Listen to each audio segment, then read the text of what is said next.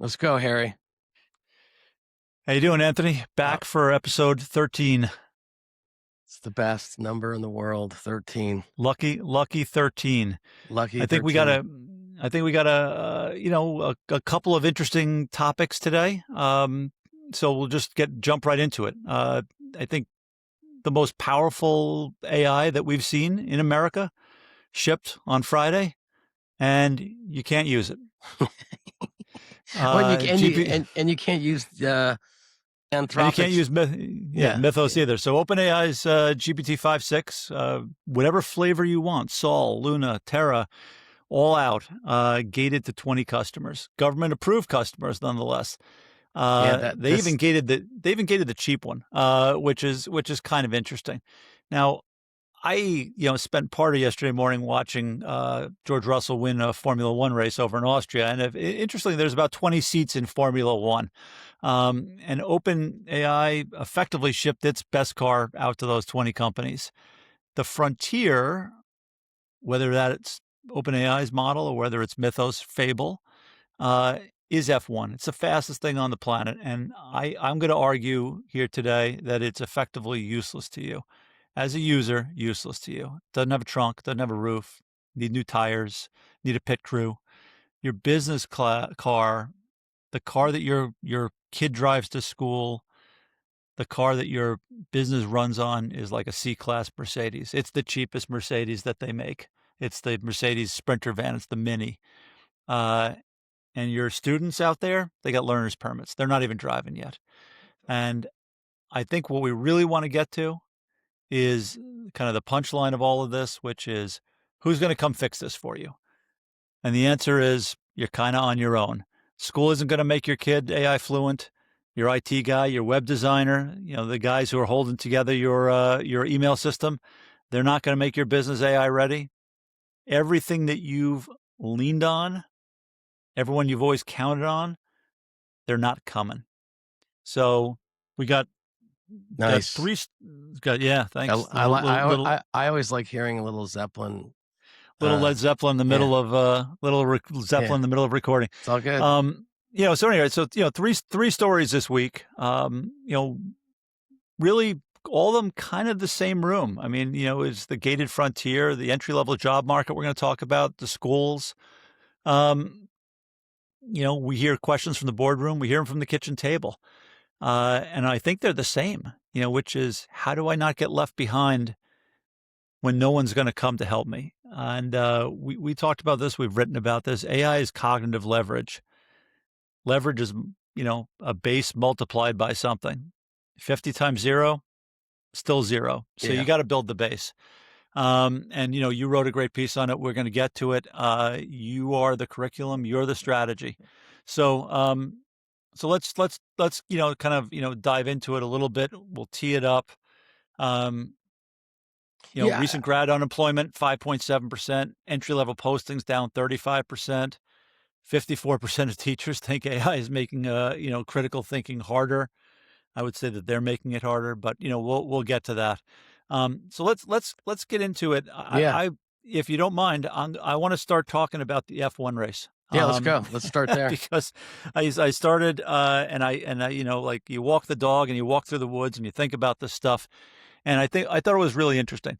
Look, no F1 team makes money actually racing. It's a marketing engine that sells the lowest class car.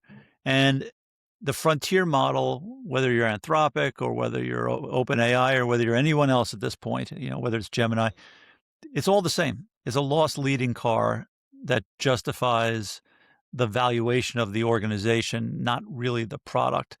If you try to actually sell it to everyone, you realize it has no market. So I think my view is that all these guys have sort of said to the government, hey, look, we need some way to slow this down. We don't have FIA, which is the governing body of F1, which Hmm. makes rules for literally every car on earth that wants to participate in F1. Go tell the Chinese government to slow down the open source models and see what, the chairman says to you. Like, you're not going to get a good answer from him. Right. So the U.S. guy is sitting there and going, hey, we got this model is too powerful. We need to. It's so powerful we can't sell it. We gotta really hype it up and then restrict it. Seemingly, these latest models from OpenAI have been sitting within the U.S. government for a month, and they gated them, and there wasn't even a peep from Sam Altman. Not a I peep mean, from Greg Brockman. that's that in the is that because they were in a quiet period? I think part of it is because they're in a quiet period, but they can I mean they can certainly there's quiet periods about talking about your business, and then there's quiet periods about having your latest product be taken off the market by the government and said, you can give it to 20 people. You can talk about that. You can say we disagree with, the government on this if you want to disagree. My point is, I don't think they disagree. I think they want to do this because I think it actually helps their IPO. I think it helps hype people up and get them excited that there's such powerful models out there, um, that they can actually have to be taken away from folks. I Because the mean, truth of the yeah, matter is that we've seen it, right? GLM is 50 times more powerful than the average model, and like it costs 2 cents on the dollar relative to Mythos, or to Sol and Luna and all these other ones. These frontier models are so expensive to run relative to their utility that if you actually had to start selling them to people, which they've done, and people are starting to pull back, it would actually ruin your story. So, on one hand, OpenAI said this shouldn't be the long-term default, which is exactly what they said. That's a quote from them. mhm. But their revealed preference is that, you know, they just complied quietly. Anthropic, as we've written about, literally asked to be regulated. I mean, you don't ask to be regulated unless you want to be regulated. No one wants I to be regulated. Yeah, I mean, it's yeah, just on that point, you if you listen to Mark Andreessen speak about government regulation, he's actually talking about that all the time, and he's saying regulated markets, you continue to see inflation, right? And deregulated markets, you see deflation. And Correct. it's just weird because he's an investor, he's right in the middle of the whole community, he's on the presidential task force on science and technology. Like, really, really, why are the models from the two leading frontier companies begging for regulation? I mean, it's suspicious and it's sus in a lot of ways. You know what I mean? That we could like what you're talking about. You could take it as regulatory capture. You could take it as like marketing. There's a lot of ways to take it. Um, I don't know I if I think understand the straight way. Do you know what I mean? Like the I government, I I think they just want to slow things down until they can get public. I Yeah, but think that's yeah, I think that's the whole purpose here is to slow things down until they get public, and I quite frankly slow things down until buyers actually catch up. but we're I seeing think we're seeing buyers right now in our reading and some of our writing.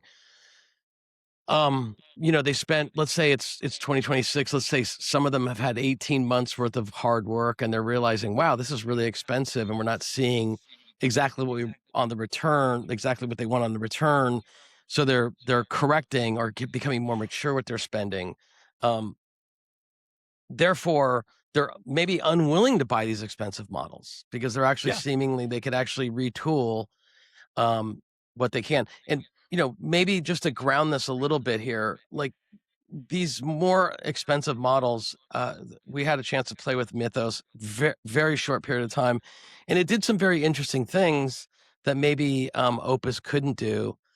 Didn't have enough time to test. It was going to be way more expensive, but I feel like the industry's finding out that if you set up your wrapper around a very able model, not even Mythos, you can get a lot of production out of it with memory organizing the way your LLM can reference memory, how to how the system prompts itself, how does it manage?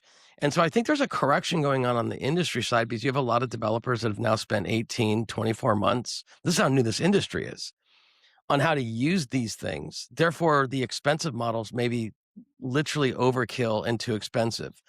Now, that doesn't explain that doesn't explain why the industry is saying, please regulate me and make my latest product unavailable to the public." Like, I don't, quite frankly, just understand that. I can't make that. I don't. It's illogical to me. Yeah, until you think about how much money these guys are burning in a race to deliver new products that can't be monetized, right? I mean, we wrote about this sort of, dual clock or triple clock syndrome where the clock speed of the guys who are in the programming business is very fast right now. Um, and the clock speed of an average corporation, the guys who can buy these models, is much, much slower. How much slower? 10 times slower, 20 times slower. It's very slow. You can't get an organization to turn like a battleship, but you can get coders to move very fast. And I think we sort of developed this matrix that we started to talk about in some of the written work, sort of a Mhm. 2 by 2 matrix, right? So Yeah, there's yeah. two axes. There's value, high and low, and then there's how fast you can verify whether the output of one of these models is correct. And the only thing that really deserves these frontier models is super high value, super fast to Yeah. verify, and that's Cryptography, coding, yeah, coding, yeah. cryptography, high frequency trading, ad auctions, that kind of stuff. The other three boxes just don't need it. You don't, yeah. And so, it's sort of like, why then be forced to continue to spend money on something that is just racing so far ahead of what people can use? Yeah, I could I It's could I it could give you a guess, okay? Yeah, go ahead. So I don't know Dario, and I don't know most of the people at Anthropic, but Dario is a researcher. So there's a big difference between a researcher and a coder, developer, application maker, product person. Like, a researcher is really, um, interested and deeply curious on how to sort of assemble the right hardware and throughput and and data to see if you can get this neural network to kind of perform something that's never been performed before. So it's very much like a researcher can be an explorer, and they're excited about the exploration. So they can kind of continue, given enough money and time, they're able to actually make a model do something that's quite magical. And a coder and a developer, they don't really actually need all that. You could actually roll back to, like, any of these open source models can help you develop websites and very simple coding stuff. Yep. So the researcher in these guys, they want to continue to go. And if they could lock everyone down, they can just kind of continue to research and make these amazing models, which fits that 2 by 2. Yeah, There's very sure. few people that can afford it. Maybe the top, uh, you know, you know, 1% of the 1%, that, like, what we call those. And the rest don't need it, and they'll probably end up having not they'll probably won't even be able to sell anything to those people. I actually, as the open source comes out, I think that it will consume the bottom, and the bell curve will be more majority fed by a variety of open source models, which China's gonna, like, release to the world. Yeah, the US guys will release open source models. I mean, you have, Well, Google y does. yeah, I was gonna say, Google already does, and as soon as they make these things, as the open source models, as easy to download and use as they do the chat models, then people will use them because they'll trust Google and they won't trust DeepSeek, right? I mean, I can tell you now, as I'm not a technologist, but if you told me that I could do it on a Google model or a DeepSeek model, I'm not downloading the Chinese one, and that's not me being, It's just being anything. cautious. Yeah, just you're Yeah, being but cautious. I think the other thing is, if you think about it, is like, you know, the model is always like, if you look at Moore's law or Javon's paradox or any of these things, yeah. there's always this idea that as things get cheaper, you're going to use more of them, and you're going to use more and more, and the Yes. increase in usage is going to outstrip the cost of things going down, and you have growth, and that's kind of the tech industry in a nutshell. But the problem is that as more intelligence comes online, you're not you will get more intelligence used, but it's not the intelligence that carries the margins that these companies necessarily need. it's not the frontier intelligence that gets you, $10 per million tokens. It's the cheap intelligence that, that it's the C class versus the, the Formula One car, It's a right? yeah, it's It's millions of $20 a month accounts. right. That's exactly right. Which as you see from OpenAI's S1 loses you $38 billion, right? It's not Does it exactly a really? great. So Yeah, I mean, it's that they lost, like, I think it was $38 billion last year. So, um, it's not exactly a great business model. And again, I would argue that you take a great company like Stripe, which has a great engineering core, and they get Mythos, and they refactor their whole, code base in 45 minutes, or, Mythos did for them. 4.5 days. 4.5 days. Is that what it was? 4.5 days? Mhm. So, and, 2 versus months job reduced to first, 4.5 days, roughly. 4.5 days. If it was 9 days, Yep. does it make a difference? If it was a week, 2 weeks, does it make a difference? And I think the answer is it doesn't really make a difference. What does make a difference is, and I think this is the concession that you're talking about before, is that there are some jobs and there are some things that the frontier models can do that the earlier models just time out on. They don't have the horsepower to, kind of break through some problems that need Yeah, they're just breaking not through. trained. They're just not trained as Yeah. well. So, or they're not trained as well on the stuff that someone might need, and therefore they're willing to pay for that at the edge. And look, we've written it for I don't know how many days in a row, but basically we've argued that you want to figure out where your traffic needs to go to if you're running a business, and say, if I have something that really needs that super level of intelligence, by all means, send it to the smartest, Y model. But realistically, Haiku, which is, Haiku does fine. 2 years old, is probably just Or fine for or you. Gemma on your desktop could be fine. I have a couple hypotheticals for you because in Yeah. the, I've always thought about this even when it was the earliest days. I always felt like there was gonna be elite models that might cost you, tens of millions of dollars a year to run, and it was gonna be for the really special teams to run these. But it would give them extraordinary, powers, capabilities that other companies couldn't, and just like you're talking about cars, just like, you could go and buy a regular Porsche, or you could buy, like, the crazy Porsche that's $300,000. You're still in the Porsche category. Um, and, if you can't, you could buy an Audi, and if you can't buy that, you could buy a Volkswagen. You're almost still somewhere in the same, ballpark, although Porsche and a Volkswagen are far different. And I think that that's what's gonna happen here. I think these business models, even though they're so new, and, just by being in the space for so long, when the web came out, there was no web database. Like, you'd have to buy Oracle, you had to buy these stupidly expensive things that just, like, were just ridiculous. The web was never gonna come to fruition if it wasn't for open source. MySQL came out, Right. and you had to buy licenses to Unix operating systems, and then Slackware and Linux came out and unlocked that world. And I think we're in that similar place where there's these very expensive models that you probably don't need. And what will happen is the market will mature, and there'll be these like very inexpensive commodity models. And then there'll be these extraordinarily special models that your company will buy because, and this is the hypothetical, because if you were running an organization, Harry, that was the size of Stripe with the same revenue line, and you're saying you have 16,000 or 45,000 great developers, you can reduce it to 1,000, and you're going to spend and you're going to you're going to crush your operational costs because of that. But you're going to increase it with AI costs, but it's still a tenth or a third. Are you doing it?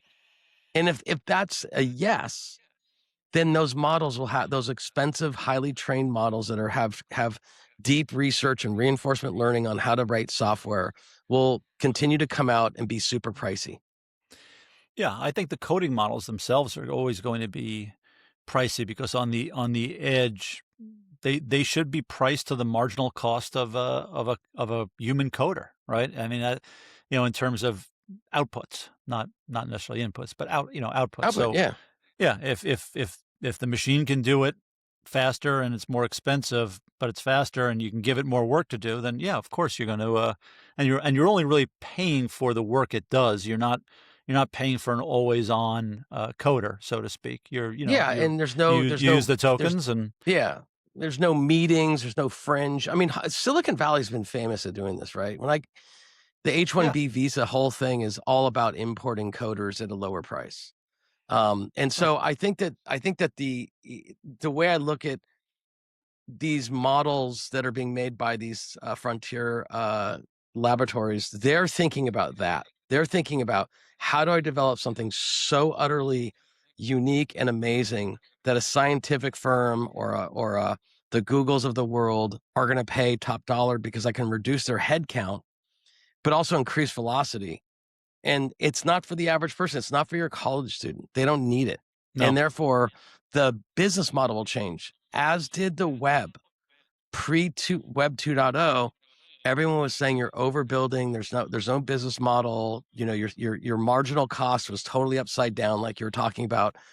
And then until it wasn't, it just flipped. But that flip was companies hard at work working with industry that's making the technology, and it flipped. And it flipped also because of open source. And I don't think this AI revolution is any different than the previous revolution. right. Again, though, I mean, I'll connect it because I'm a finance guy, right? Or a financial analyst guy. To OpenAI lost $38.5 billion on $13 billion of revenue, right? So they basically spent $50 billion last year. Um, they projected they're going to What lose did $14 Amazon billion do in their dollars this first year. 10 years? Do you know what I mean? Not yeah, it's not even close to that Not even scale. close. They Yeah. these I mean, Amazon lost plenty of money. Yeah. There's no doubt that Amazon lost plenty of money on purpose, but they never raised the amounts of money at the Yeah. valuations that these It's guys a have, different and time, so though. Everyone yeah, wants the next Amazon. So if you just yeah, yeah. you multiply everything by 5 because we're in 2026, I think you're going to probably see things are directionally similar, just Yeah. different.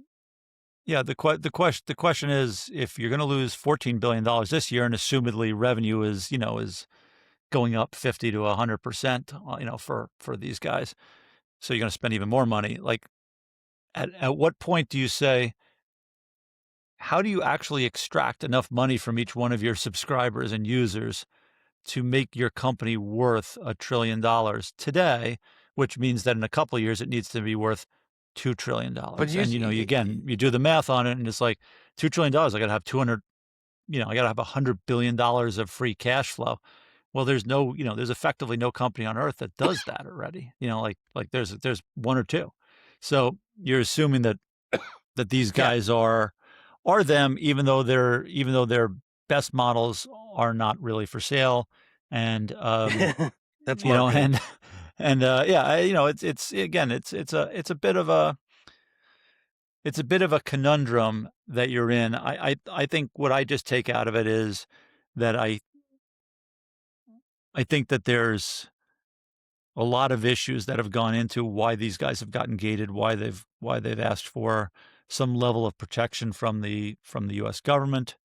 Um, and I think that what they're promising and selling isn't necessarily what the populace needs, either individuals or corporations. I think they've already shipped the product that those people need, and they need time to focus on really selling that and getting that stuff deeply enmeshed in companies' workflows and enmeshed in individuals' lives, so that they've built all of their kind of AI brain on those systems. And if they can do that, then maybe they turn into Amazon, where I now basically shop at Amazon, right, all the time. Why I don't I why not? It just shows up here every day, and the price is roughly the same. So it makes my life easy. I buy back time, so I do it.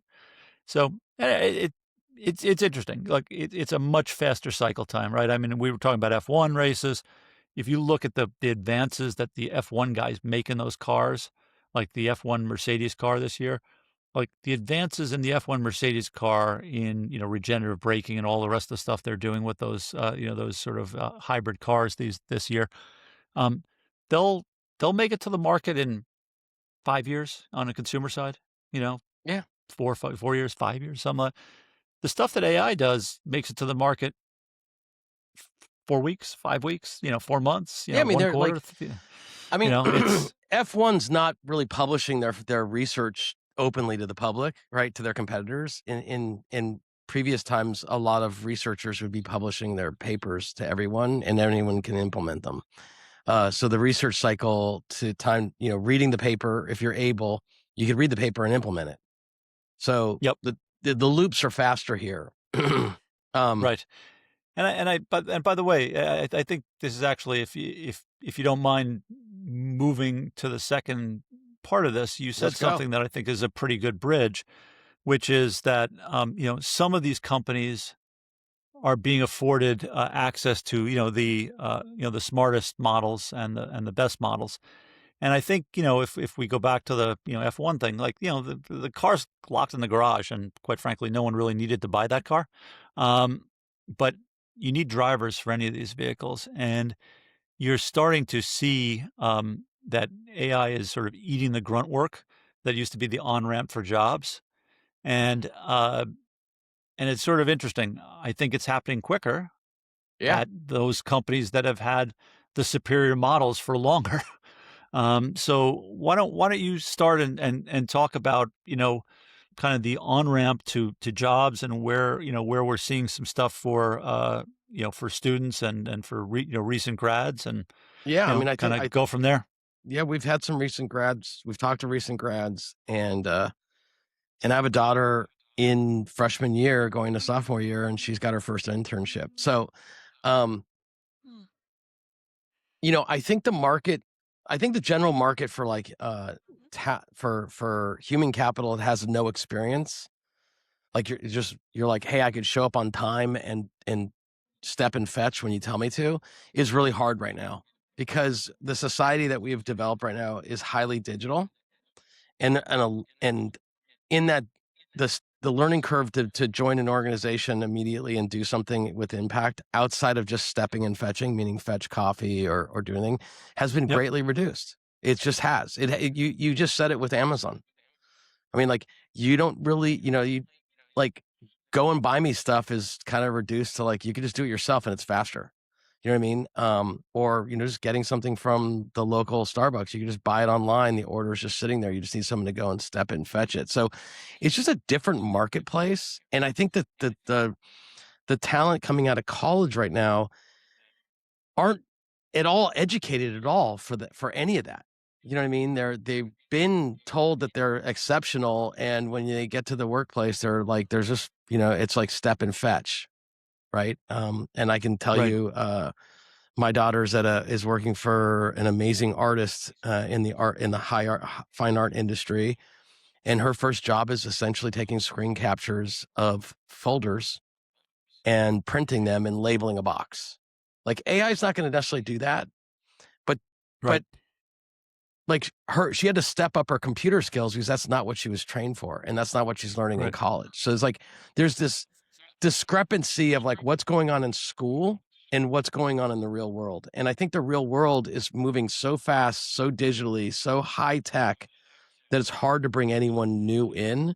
And if you are, you actually have to spend the time in onboarding them. And time is not really something that's easily obtained inside a corporate structure right now. Right. Yeah, I think I mean, I've told you the story of, my 2 daughters. I have one who's a rocket scientist, so she was well trained for a job in rocket science, right? So she's out there building satellites and has a master's in mechanical and aerospace engineering, and, that's not the person we're talking about. Those those No, those people, still have plenty of job opportunities. hyper But trained is going to yes, have no hyper problem. trained. Hyper Yes. trained. My other daughter was a dance major, classical ballet dancer, right? So you look at that and you sort of, you get a smile on your face and you go, "Yeah, good luck. Good luck in the real world with that one, kid." But, she was very focused on ultimately getting a job in interior design, and went out and literally, effectively got a master's certificate from the New York School of Interior Design while she was doing her undergrad, so she could learn all of the software and all of the tools necessary to do interior design, so that when she actually showed up at an interview, it wasn't a question of, "Hey, can I step and fetch? Can I go get you coffee? Can I go, sort the samples into boxes?" It was, "I can actually do the painful work for you because you've been in this business a long time and you just don't know how to use these computer tools." Yeah, you don't know Um, our systems. yeah, No one and does. so Yeah. all of a sudden she was able to, kind of jump over uh, some of these people because she was more useful to the organization simply because she had those computer skills. And Hyper that's the way skilled. yeah, that's the way she kind of got into it, and now has moved up another position to the point where she's actually, I'm guessing that if she wanted to, start her own firm, she could start her own firm. She has the skills now, but she's, incredibly happy working with a partner that she really, really likes. And, and The that's fantastic. I mean, so like there's I like to also just try to say it's like the end of jobs is not happening.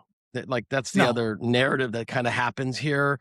Um, so it's like what I'm seeing just directly is it's harder, but companies that are great companies are growing. You know what I mean? And they're going to need employees. They may be refactoring their workforce. We used to call it in private equity top grading. We're top grading our Yep. teams. Yeah. And I think that if you're early, you're young, you're just out of college, or you're in college, you have to kind of think about what skill can I bring to the party. Your daughter, a rocket scientist, Yeah. even though she was a rocket scientist, she has no real world understanding of what it like to work in a company that launches and builds rockets. So she's still to learn, but she's at least she's on the fairway. You know what I mean? And Yeah. I think, She did launch a couple of rockets in college, yeah. which was So pretty so very they could cool of get her. UCLA to allow the kids to do that. Yeah, it's phenomenal. So, but I think Yeah. that if what we have to do is we have to tell kids that you have to have a skill. Yeah, Just and it can't being it there and and it step and fetch is not. It's not going to be enough. yeah, it's funny, I have a niece who works in a law office that does lots of, title work, for real estate, and it's still manual work, it's still the old files and folders and all the rest of the stuff, and I keep telling her, "Hey, you gotta automate all that stuff, because if you don't, someone else will, and when someone does, you're the low man on the totem pole, and if you're not there doing it, it's easy to automate you. No boss is gonna automate themselves, so they're gonna automate from the bottom up, and then, and then they'll start to look at costs and things like that. So, but there's still lots of work like that in the legal profession and the, insurance profession, the medical profession, that's still, not automated in that way, not a sort of AI enabled, but it's coming. And to think otherwise, I think is crazy. Just like you said, job apocalypse? No, I don't believe that, we're all just gonna be sitting around wondering what we're gonna do with our free time while we get our universal basic income. I think it's gonna be, work, but you better be prepared for it. Yeah, I gotta. If I see a resume come across my desk, or if I see an email um, come across my desk that says, "Hey, I am a 23-year-old graduate from XYZ college or university, doesn't matter if it's a name brand," and says, "I've automated a set of AI tools that can do the following, and it's live here. Let me show you to you. I'd love to work for your company." I mean, that person's getting a call back, Right, period. And right. I don't see those yet. No. It's a I'll it tell you. w Yeah, go I was ahead. gonna say, it was always in the old days, it was always yeah, you'd pick, like, I worked on Wall Street, I worked at First Boston, which was a prestigious firm before it, got imploded. Um, And you'd sit there and go, "Yeah, Harvard, Princeton, Yale, et cetera, Harvard Business School, Wharton. Okay, bring those guys in, bring those gals in. We want to talk to them." And I always said to somebody, to people, I was like, "Well, look, if you don't have that on your resume, because that will help, but if you don't, what else do you have that makes you stand out from the other stack of people? What makes me wanna stop and read it? Makes me wanna stop and have you in?" And I always told people who had, like, were sports folks, I was like, "Occasionally, you'll run across someone who has, like, been on the Olympic team." I was like, "Someone who's been on an Olympic team is getting interviewed by literally everybody, everywhere." Like, no one's not going to Yeah, wanna hear I've done that. about, yeah, they wanna hear about that experience. Um, so, and I think today, like you said, it's this, right? It almost, the rest of it doesn't matter. It's like, what can you step in and do for me right away? Because Yeah, I would. I don't have time for the rest of it. Yeah, I would say before computer science became a top major because they saw Mark Zuckerberg become a billionaire. I was hiring people out of message boards, and they were not college educated. They were college dropouts. They were self-trained computing experts, and they knew everything from everything. They knew how to do TCP IP tuning on a Linux stack, kernel. They just knew how to make the computer sing. And you're not, and so I would always hire these outsiders and misfits, and until the larger, post Web 2.0, where the universities were putting out a lot of really great students, then you could start picking Stanford, Harvard, Princeton, Cornell, Brown, and say, hey, I'll just hire these are they come from prestigious universities. I'd still recommend looking at those oddballs, but I think today the industry that we're talking about is just a couple years old. Like there's no one that's smarter than anybody in writing agentic systems right now. So Well, you're gonna you're there are a couple, but they're all at Anthropic or OpenAI. yeah, but that's like those are like the godheads, right? You know what I Yeah, mean? yeah, of And but course, yeah. like if you sent me a Git repo of an orchestration system that's even like a third good, it's still going to be a literally probably 10 million to 1 you're going to get that. And so the receipts matter, and I think that's how you get ahead. To get through the door, you have to be I think really sort of the schools are not going to necessarily be the deciding factor right now. And I think that you have to think about what's giving you the edge to get an internship or get a job at any of these companies. It's not going to be that you could just show up. You're actually going to have to bring something that might accelerate me in my office, because when I take on interns, oftentimes it's slowing me down because Right. I'm training somebody. And so if you can come with a skill or an insight that I don't have, it's a bonus, and I think it's a real edge. 100%. So, is there, if you think about it, like, if you're a student, my parents told me that, like, I told them I wanted to major in architecture and music, and they laughed at me. They're like, "You're insane. No way. You gotta major in economics, because then you'll get a job." Like, so I majored in Yeah. economics, and I years later still wish I majored in music and architecture, because I really love those subjects.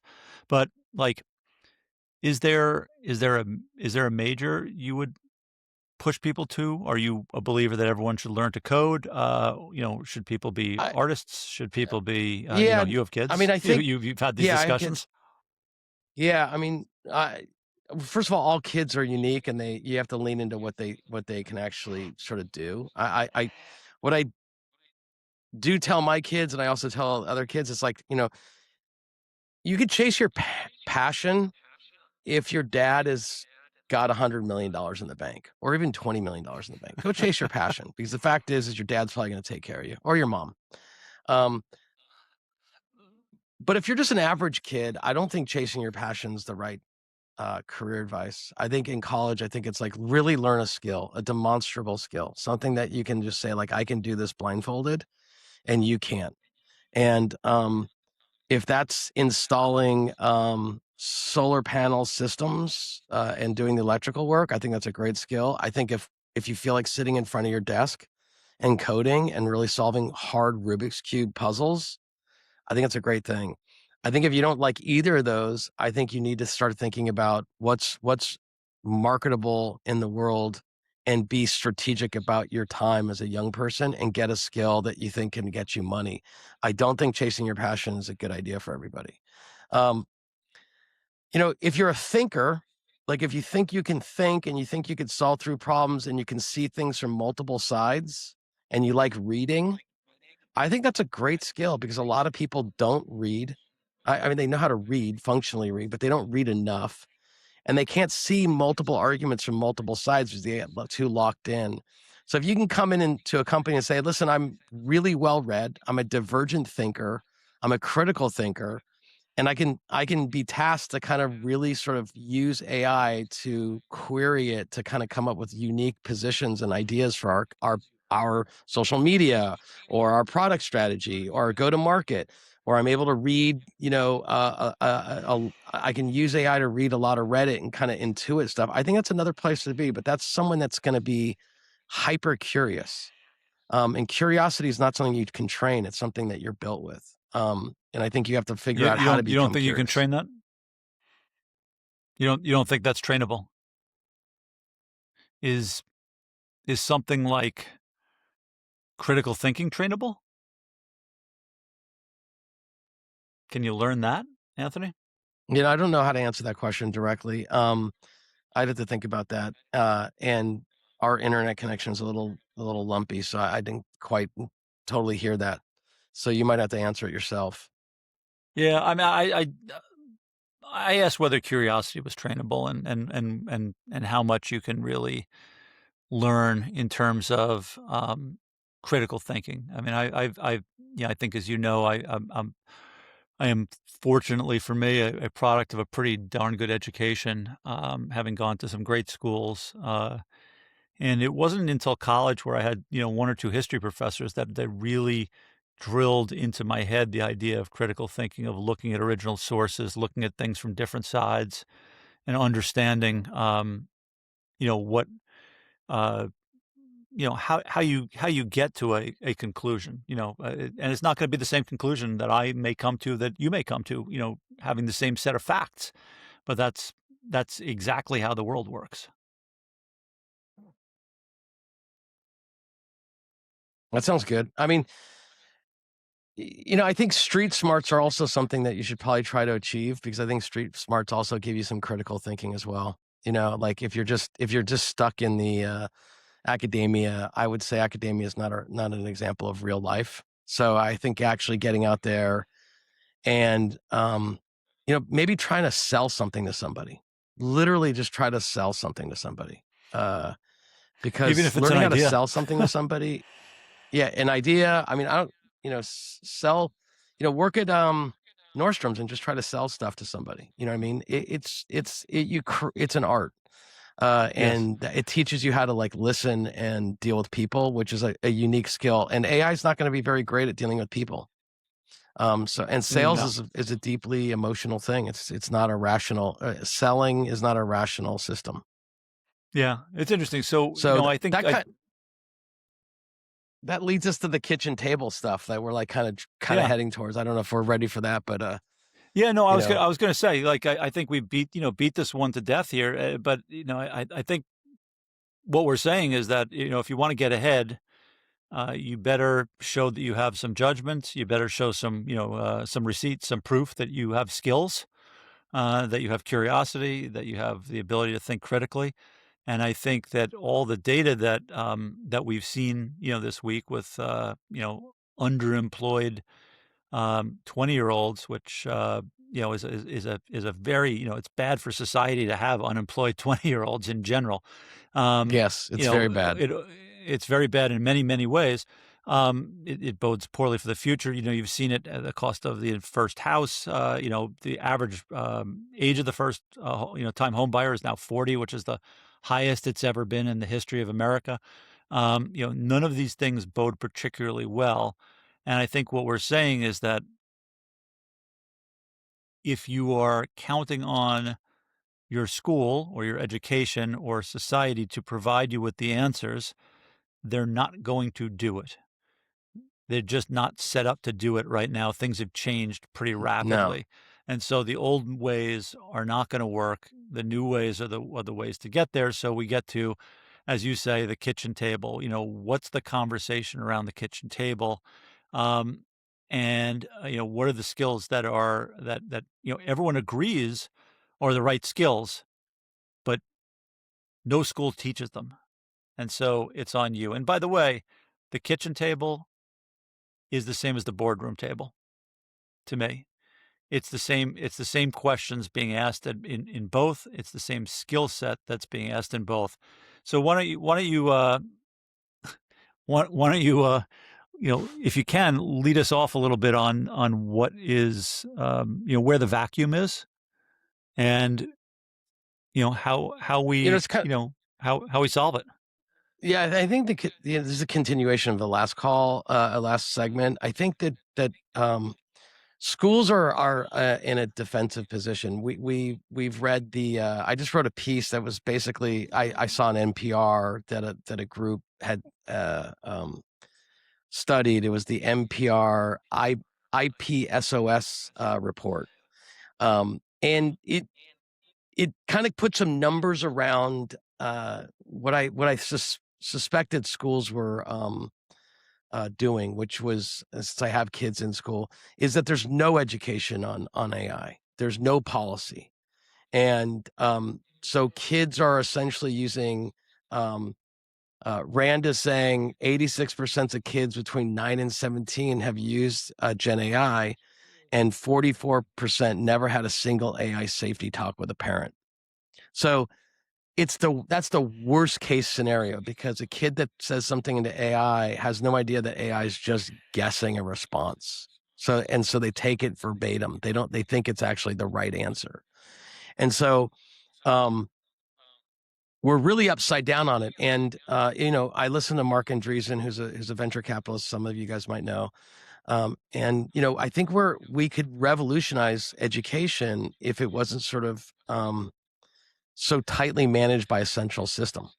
I think AI could actually really be a benefit to students, because they could have one-on-one personal learning, but they needed a teacher, a figure, to make them understand, like, those questions you're asking of the AI are not good questions. Here are the right questions, or the questions you asked are giving you back answers, but here's why those answers are wrong, and here's what we can do about it. And so they the AI literacy for kids are just not happening. So therefore, your high school students, that if your high school uh cohort is already missed 2 to 3 years, have missed 3 years of AI literacy. That means they're going to be graduating into college with no AI literacy, and that means they're going to have to learn it in college. And colleges also are suffering from the same thing. There's no clear policy, directive, or training, so they could then go through 4 years of college, which brings us out to what, 2032, without any real formal education or structure or practical knowledge on how to use AI. And the industry, meanwhile, will have accelerated probably an order of magnitude of 2 to 3 times. That puts your child in real risk, or your students in real risk of not Yeah, knowing even anything when they enter the marketplace, or yeah, they'll and have developed skills that might be actually not really required as they enter the marketplace. So I'll pause there because we have some internet traffic trouble. So I'm going to let Harry respond. yeah. I mean, it's interesting that you talk about it in that way. There are clear parallels to what you're saying. For example, my wife's a doctor. Do you know how many nutrition courses my wife had in medical school? And the answer is like like if she got 1 day of nutrition out of, the 4 years of medical school, it was probably, a pretty big day. So, 1 day of that. You learn about the fact that we have an endocannabinoid system if you were ever involved in the cannabis business, and yet they still basically don't teach that in medical schools.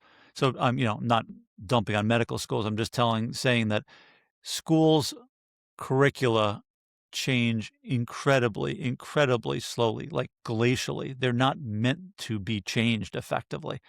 And so as a result, you have fast moving technology and there is literally no chance that these guys are going to catch up. I mean, I don't see any hope that anyone catches up anytime soon. You asked me before we started, would I have sent my children to Alpha School in Austin if I had lived in Austin? I think the answer is yes. I believe very much in what Alpha School is doing. There have been some, issues on the margins, but in general, using AI to be sort of a personal tutor and having a teacher in the room who understands the systems and who acts as a guide to the student as they work through the problems, and helps them frame the right questions and, sort of learn to be curious, I think is the definitively the right way to go. And, we're just not going to see that in a system that,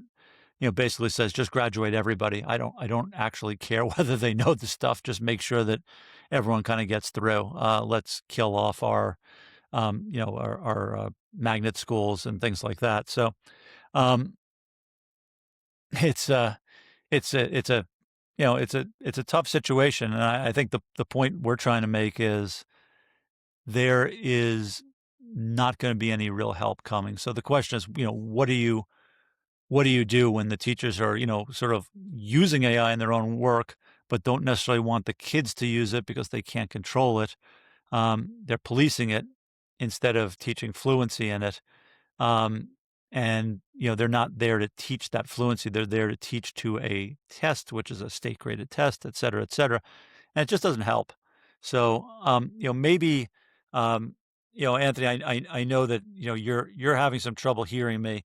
Um, maybe you can go through what a parent, can do at home, in our opinion to really help the situation. Yeah, I think, for a parent, yeah, sure, I'll answer that. I think that a parent really needs to take an active role here because the schools, like I think Harry just got finished saying that the schools aren't going to do anything, right? In fact, they're going to actually defend their position. They're going to invest in like AI detection software so they can detect if someone's cheating, and that's just uh, bad on top of bad. And I think so. A parent, you need to find the time to learn, get AI literate yourself to the point that you can at least tell your child or student um, that AI is going to be in their lives forever and ever, and has already been there. That's how every TikTok video, every Instagram image is sent to them is based on an AI system that's choosing to show them what to show them so they could stay on the system, and that they have to become aware of it. And becoming AI aware isn't just learning how to chat with it; it's aware of how AI is already active in their lives. And I have a high school student and also a college student in my life, and they're kind of aware of it. They'll talk about that's the algo or that's AI. They kind of know that it's present, um, but they don't really understand it deeper than that. And I think that it's incumbent upon you as a parent to sort of get into it with them and explain how and why it's working to the best of your ability, and then give them assignments where they're allowed. First of all, buy them an account. Okay. Yeah. Every kid should have an account, $20 account. Um, uh, doesn't matter which one, they have one.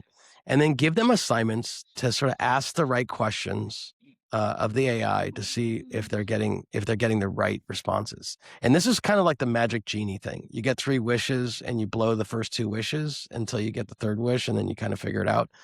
They need to actually know how to ask questions, and you need to explain to them like why your question was wrong, and drill them on that, because I think that they have to learn that AI will just fake it because that's what AI does. It's a probability guessing machine until you actually figure it out. And then ask them for their questions, ask them for their answers, and then work with them on how to become better at it. And then eventually, if you ask them to do something, see if they can defend an argument orally so that there's no AI, so that they actually kind of have actually retained or learned something. But the practical use of chatting with an AI will improve their outcome greatly, and they'll be less afraid of it. And your school's not going to do it. I guarantee you. I'm there now. None of the professors, none of them have any idea about it. Yeah. It's and There's so no incentive, quite frankly, for the teachers at this point. So why are they going to do it? They're just going to get in trouble. yeah, and the data that and we'll publish. We already have a published post on this. Um, but I don't know how you pronounce it. If it's a Latin word, IPSOS, is that a I don't know what that is. No, it's an acronym, Ipsos. Ipsos, yeah. So the Ipsos report, I think, is actually quite good. And I think it's really telling you a story that like your kid is not going to get the right education. They might get an education, but they're not getting anything that's modern, and that means the education has to come from you. And if you look at the way social media ran out, like people thought social media was a joke until it wasn't, until it became sort of like the main sort of way people communicate.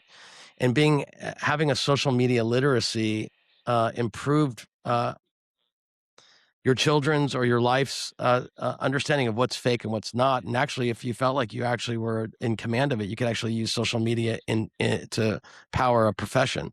So we're right here, right now. I'd say your high school students going to college have already missed a good portion of it, but you can still help them as they kind of enter college. And most colleges have no formal policy. We had a bunch of interns working with us. We gave them all a lot of AI training. Some of them are still using it today in their professions, but their universities from Columbia to Brown to Cornell to UCLA all had no formal policies whatsoever, and Right. I don't think that's So changed at all. how do you if you're again, my kids are out of school, your kids are still in school. So how do you look at a school and kind of grade it on whether or not they're doing a decent job? What are the sort of telltale signs that you're actually learning as opposed to just, using ChatGPT to do homework and hand in tests?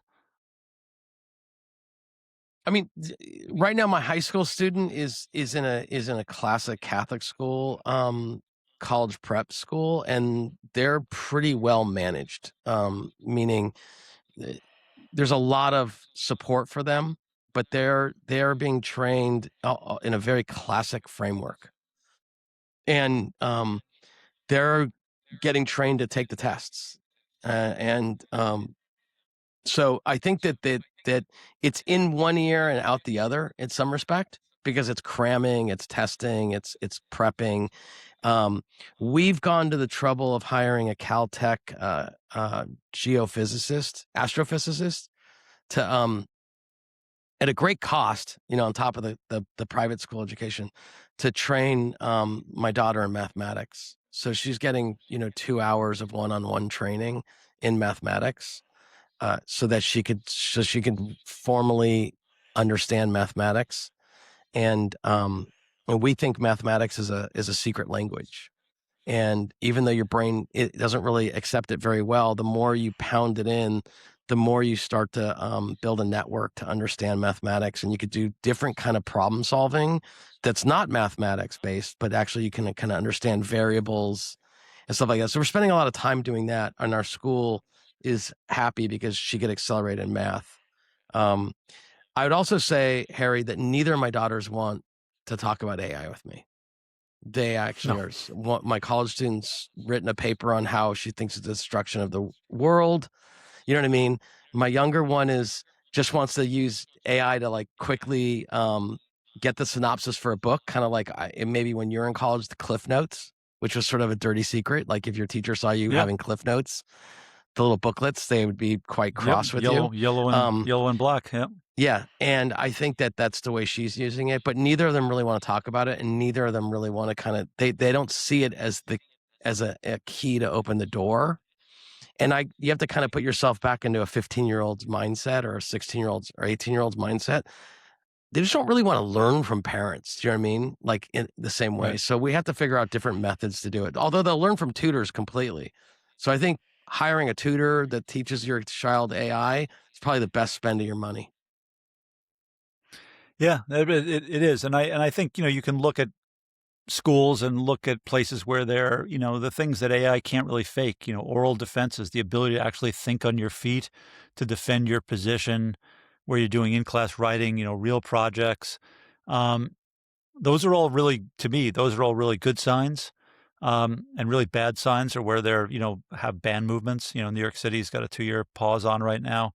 Um, it's just, it's just, failure effectively. But I have a dim view. I live around New York City. I grew up there. I went to school there. I have a pretty dim view of what's going on there. So, um, I think there are better answers to that.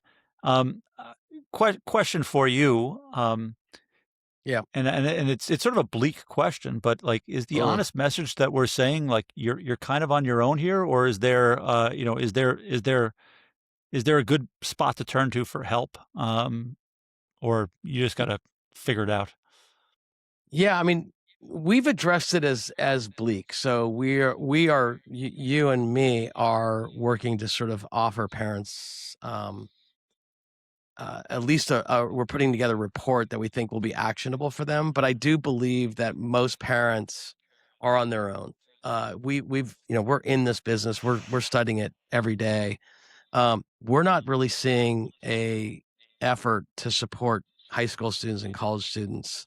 Um, in a meaningful way, and therefore, you're on your own. Your kids are on their own, and, you're on your own, and, we've been here before. Like, I think computer science was not really a top college, a degree path, 30 years ago. It became that way because of Zuckerberg and Facebook made it, like, popular to become in the computer world. And so there are boot camps and there are real university programs, and we got underneath it. We might, but there's it's not happening, I think, in fundamentally of how this new technology is coming. I don't think it's so bleak that if your kid graduated college right now and didn't get any AI training and is just, a good spirit and they can learn after college. I just think it's Yeah. way better if they could do it during college. And I think the university systems, both public and private, are doing a great disservice to their product by not really formally stepping up and teaching it. Maybe ASU is doing some of that. Maybe Stanford's doing some of that. Some of the top universities, but like it's probably not happening at your general state university or even Yeah. your. So I I don't think think it's that happening. I that's don't the think it's problem. happening Yeah, anywhere really. yeah. All right. Well, look, I think we've covered off, most of the things we wanted to say. So I'll wrap it up if you'd like, and onward. Let's go. So I think we told you, effectively three stories here. But there's really one fact that underlies all of them. Frontier models got shipped to 20 companies that the government picked, right? Um, and Which is just you're shocking. yeah, and your kid's having a harder time getting a job, getting an entry level job, and the schools have basically said, "We're not going to help. We're not the people to help you right now. We have to figure it out ourselves, and it's going to take us years." And these guys are, producing Formula One car after Formula One car, and you're expected to drive them off the lot. So the people that you would normally call the school for your kid, the IT guy for your business, the consultant, they're really not going to come to help. So I think everything, if you want to sum up the whole thing, the boardroom table, the kitchen table are pretty much the same, and everyone's asking the same question. And the question is, how do I not get left behind? How do I not get disadvantaged given what's going on today? And the answer is the same in both of them. I think you AI is nailed it. a AI is a cognitive lever. It's cognitive leverage. It takes your brain and multiplies it by 50 times. But there's got to be a skill there in the brain to be multiplied. 50 times 0 is still 0. So stop waiting for other people to help you. Go out there, build your base, build your skill sets, learn AI, take those skill sets and apply them with AI to 50x yourself, to 100x yourself. You're the, you're kind of in charge of your own curriculum now. You're in charge of your own strategy, and that is effectively your job as a human. So, with that, sounds almost bleak, but I think hopeful for those It, who I, heed it and grab it and run with it. just my postscript on that, because it might sound bleak, but the brighter side, if you actually just started to engage and take on helping train yourself with becoming AI literate, there's so many resources online, especially ours, but we point to a lot of other people that are also providing amazing videos, and tutorials and reading. So it's very early in this game, very early. So if you start now and just learn the basics, you're going to be in the top 1%. And if you start taking that, what you've learned, and start teaching others, you're going to be in the top tenth of 1%. So I think there's a lot of there's more opportunity than there is downside. There's a lot of downside if you do nothing, I think. If you do it's an nothing, you have nothing but opportunity. downside. Yeah, Yeah. absolutely. So So get on it. let's All keep right. going. We're published. Well, like I said in the last couple of podcasts, like Harry and I are working on a really cool report that we think will be exhaustive for parents. So you could just eventually just buy this report from us, because we think it's a necessary report, and we'll be happy to grant some to some other folks that can't afford it. But you read this, there'll be lots of blueprints for your high school student. What did we decide? It was like Yeah, high school, before college, high, and yeah, before high school, and college and after. yeah. So we're working on that. It's going to take us some time to organize, but we're going to keep talking about it because it's a reoccurring theme. Because as AI gets better and better, you either you're staying ahead of on pace, or you're falling behind, and we really want to change that outcome for a lot of people. So thanks for listening. We will talk to you next week. Peace out. See ya.